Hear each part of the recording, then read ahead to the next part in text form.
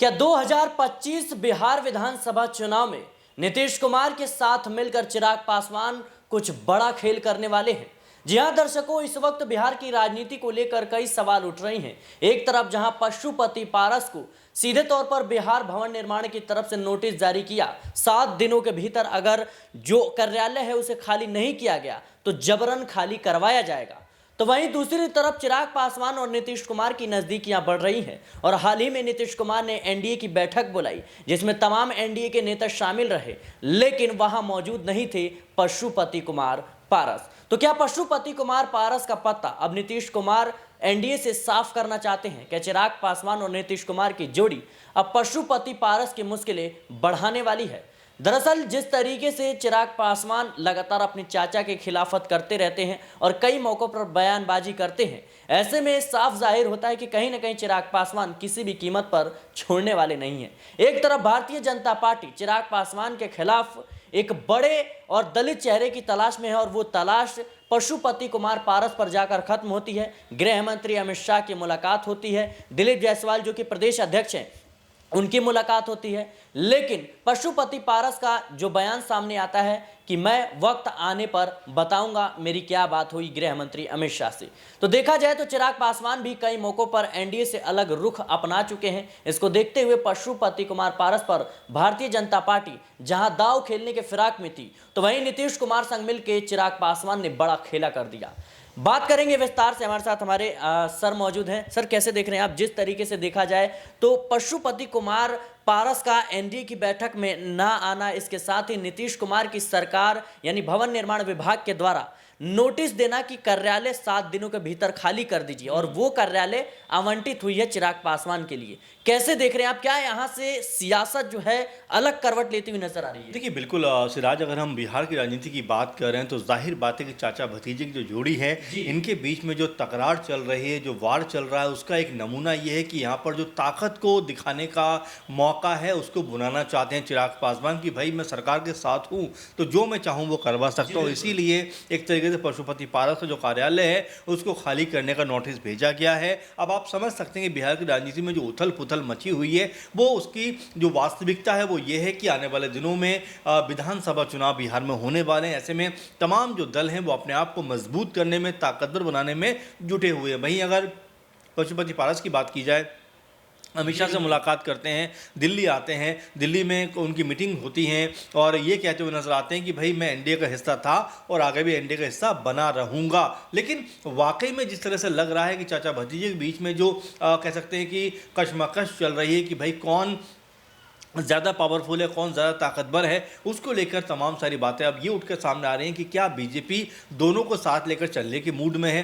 क्या बीजेपी एक को ताकतवर बनाकर दूसरे को कमज़ोर करके भी कहीं ना कहीं साथ लेकर चलेगी? आप देखिए पशुपति पारस के पास अभी पशुपति पारस के पास राज कोई भी एक भी एमपी नहीं है जिसको हम ये कह सकें कि भाई इनका जो रिप्रेजेंटेशन है ये संसद में नजर आ सके। तमाम ऐसी जो वजह है जिसकी वजह से पशुपति पारस कमज़ोर हुए हैं। वहीं चिराग पासवान आप देखिए किस तरह की बयानबाजी करते हैं, किस तरह से वो लगातार अपनी सरकार को सवालों घेरे में खड़ा कर देते हैं। आरक्षण का मुद्दा हो, चाहे तमाम बिहार को विशेष राज्य का मुद्दा का जो दर्जा दिए जाने का मुद्दा हो, तमाम ऐसे मामले हैं जहाँ पर चिराग पासवान की जो कह सकते हैं अडिगता है वो दिखाई देने को मिलती रही है। अब ऐसे में जब एनडीए की मीटिंग होती है, वहाँ पर कुर्सी खाली नज़र आती हैं, वहाँ पर पशुपति पारस नज़र नहीं आते हैं, मांझी नज़र नहीं आते हैं, चिराग पासवान नज़र नहीं आते हैं, तो हर कोई ये कह रहा है कि चलिए चिराग पासवान तो मंत्री है, बिजी होंगे, नहीं आ पाए होंगे, मांझी भी मंत्री हैं, कहीं ना कहीं बिजी होंगे, लेकिन आखिर पशुपति पारस क्यों नहीं पहुंचे? क्या वो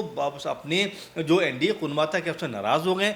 अगर वो नाराज़ हो गए तो क्या आने वाले दिनों में बिहार के अंदर कोई नया समीकरण बनता हुआ दिखाई पड़ सकता है? क्योंकि पशुपति पारस अपने भतीजे से काफ़ी पुराने राजनीतिक हैं, जानते हैं, समझते हैं। अपने भाई के साथ में, रामलाल के साथ में उन्होंने बहुत बड़ी राजनीति को कह सकते हैं देखा है, समझा है, जाना है। उसका फ़ायदा कहने के क्या वो उठाते हुए नजर आएंगे? तो ये तमाम सारी चीज़ें सिराज जो निकल कर सामने आती है। लेकिन हाँ, ये ज़रूर माना जाएगा कि जो एनडीए कुनबा है ये कहीं ना कहीं दरकता हुआ दिखाई पड़ता है। आपस में जो द्वेष है वो ज़्यादा उठता हुआ दिखाई दे रहा है, क्योंकि आपस का जो कोऑर्डिनेशन है कहीं ना कहीं सिराज वो अब खत्म होता हुआ दिखाई दे रहा है। जी बिल्कुल सर, आपने बहुत ही महत्वपूर्ण बात कही कि क्या भारतीय जनता पार्टी दोनों को साथ लेकर चलना चाहती है, लेकिन देखा जाए तो चिराग पासवान को इस बात का आभास है, इसीलिए तो नीतीश कुमार के साथ जो है नजदीकियां बढ़ा रहे हैं। नीतीश कुमार वो शख्स हैं जिनकी बदौलत आज केंद्र में सरकार में भारतीय जनता पार्टी बनी हुई है। तो क्या चिराग पासवान और नीतीश कुमार की ये नजदीकियां भारतीय जनता पार्टी की मुश्किलें बढ़ाती हुई नजर आ रही देखिए बिल्कुल बिल्कुल जाहिर बात है कि यहाँ पर अब वही मैं कह रहा हूँ, गठबंधन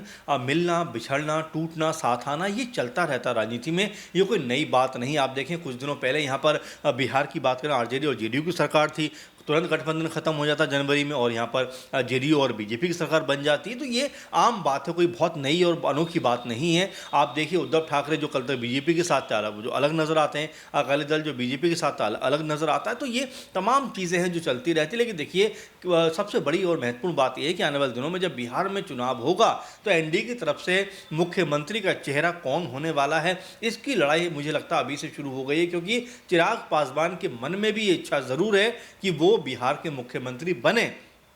इसके अलावा नीतीश कुमार का मोह जो कह सकते हैं मुख्यमंत्री पद से है वो छूट नहीं रहा है। अभी भी लगातार पोस्टरबाजी होती है कि एक बार फिर नीतीश कुमार सरकार, तमाम तरह की बातें हो रही हैं, तो वो भी कहीं ना कहीं रेस में बने हुए। इसके अलावा आप देखिए सम्राट चौधरी का भी नाम कहीं ना कहीं बीच में निकल कर सामने आ जाता है। तो ये तमाम ऐसे पहलू हैं जो कहीं ना कहीं बीजेपी को परेशानी में ज़रूर डालेंगे, बीजेपी के लिए मुश्किलात आने वाले दिनों में खड़ी ज़रूर करेंगे। क्योंकि देखिए आपने गठबंधन का जिक्र किया कि यहाँ पे भले ही इस समय बीजेपी, जेडीयू कह सकते हैं, एलजेपी-आर और आरएलजेपी या फिर उपेंद्र कुशवाहा, ये सब मांझी सब एक साथ दिखाई पड़ते हैं, लेकिन जब सीट बंटवारा होगा सिराज तो उस समय क्या एक साथ रहेंगे? यहाँ पे चिराग पासवान को आप देखें, उनके 5 सांसद है, क्या 50 सीट नहीं मांगेंगे? जाहिर बात है मांगेंगे। यहाँ पर जेडीयू अगर उनके पास 12 सांसद हैं तो लगभग बीजेपी के बराबर वो भी सीटें चाहेंगे। तो ये जो तमाम कह सकते हैं पॉलिटिकल हलचल है, ये आने वाले 2-4-6 महीने के अंदर होने वाली है। और लेकिन पशुपति पारस तो खुले तौर पर कह चुके हैं कि अगर मेरे मन मुताबिक सीट नहीं मिलती तो मैं सभी बिहार विधानसभा चुनाव में सभी सीटों पर चुनाव लड़ूंगा। देखिए बिल्कुल यही बात मैं कह रहा हूँ कि अभी इसमें बहुत सारी तनातनी होना बाकी है, अभी बहुत सारे कह सकते हैं बैठ के होना बाकी है। क्योंकि देखिए पशुपति पारस हो या कोई और नेता हो, देखिए सब लोग ये चाहते हैं कि उनकी पार्टी मजबूत हो।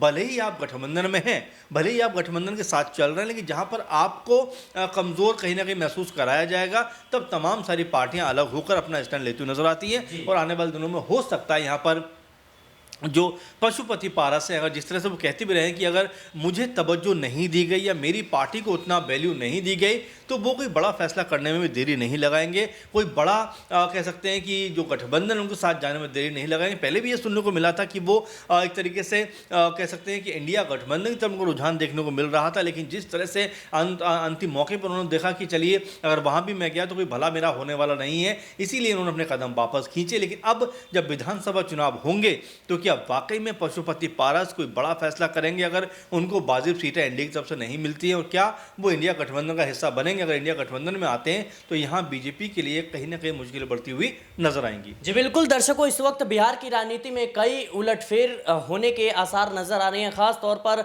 जिस तरीके से पशुपति कुमार पारस से भारतीय जनता पार्टी नजदीकियां बढ़ा रही है, तो वहीं दूसरी तरफ चिराग पासवान नीतीश कुमार के साथ बड़े खेल की तैयारी कर रही हैं। नीतीश कुमार जिस तरीके से बिहार की राजनीति को समझते हैं, जानते हैं और लंबे समय से सत्ता में बने हुए हैं, कहीं ना कहीं नीतीश कुमार ये मादा रखते हैं कि आने वाले समय में कुछ बड़ा खेल कर सकते हैं। लेकिन देखना होगा कि पशुपति कुमार पारस को लेकर चिराग पासवान का अगला रुख क्या रहता है। फिलहाल के लिए इस रिपोर्ट में इतना ही। देश और दुनिया की तमाम खबरों के लिए बने रहे नेक्स्ट 9 पॉलिटिकल बाइट के साथ।